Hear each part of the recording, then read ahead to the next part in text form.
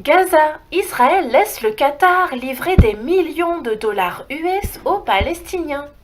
L'ambassadeur du Qatar à Gaza a été autorisé par Israël à acheminer des millions de dollars pour venir en aide aux Palestiniens de Gaza.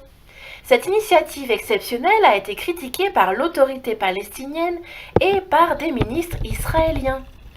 De longues files de Palestiniens se sont en effet formées le 9 novembre dernier à Gaza pour toucher des arriérés de salaire ou des aides financées par le Qatar, dans un nouvel effort pour dissiper les tensions dans et autour du territoire sous blocus. Des milliers de fonctionnaires palestiniens de Gaza, qui ne sont plus payés que sporadiquement depuis des mois, ont ainsi pu percevoir des arriérés de salaire et certains autres Gazaouis des aides grâce à un financement du Qatar. Je cite: Je fais ce que je peux en coordination avec les services de sécurité pour que le calme revienne dans les localités du sud d'Israël, mais aussi pour éviter une crise humanitaire, a justifié le Premier ministre israélien peu avant de s'envoler pour Paris où il assistait ce 11 novembre 2018 aux cérémonies du centenaire de la fin de la Première Guerre mondiale. Fait exceptionnel, l'État hébreu, qui contrôle tous les accès au territoire en dehors de la frontière égyptienne, a laissé le 8 novembre au soir l'ambassadeur du Qatar à Gaza, Mohamed Al-Emadi, franchir le point de passage d'Erez entre Israël et l'enclave avec des valises pleines de dollars.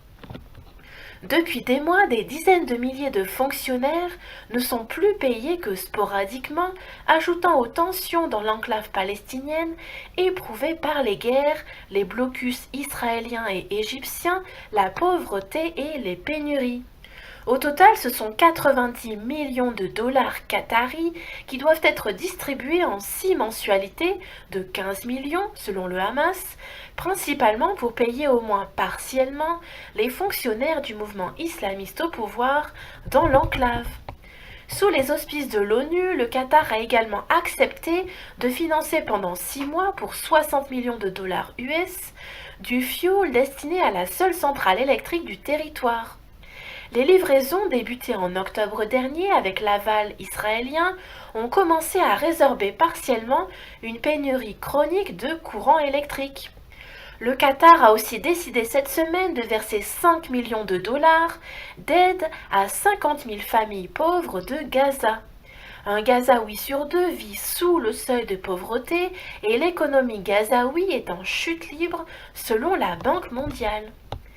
Timide bouffée d'oxygène pour la bande de Gaza, éprouvée par les guerres, les blocus israéliens et égyptiens, la pauvreté et les pénuries, ces gestes d'apaisement s'inscrivent dans les efforts de médiation des Nations Unies et de l'Égypte afin de négocier une trêve durable entre Israël et le Hamas. Au moins 221 Palestiniens ont été tués depuis le 30 mars dernier par des tirs israéliens, principalement lors des manifestations baptisées Marche du Retour, mais aussi dans les frappes israéliennes en réponse à des tirs de roquettes. Un soldat israélien a été tué. Singulièrement, le 9 novembre, un convoi diplomatique qatari approchant les manifestants à l'est de la ville de Gaza a essuyé des jets de pierre et a rapidement rebroussé chemin. L'entreprise du Qatar fait grincer des dents de part et d'autre, notamment du côté de l'autorité palestinienne du président Mahmoud Abbas, qui s'estime court-circuitée. Tentant de revenir à Gaza depuis son éviction par le Hamas, elle redoute une reconnaissance de fait et la pérennisation du contrôle du mouvement islamiste sur l'enclave.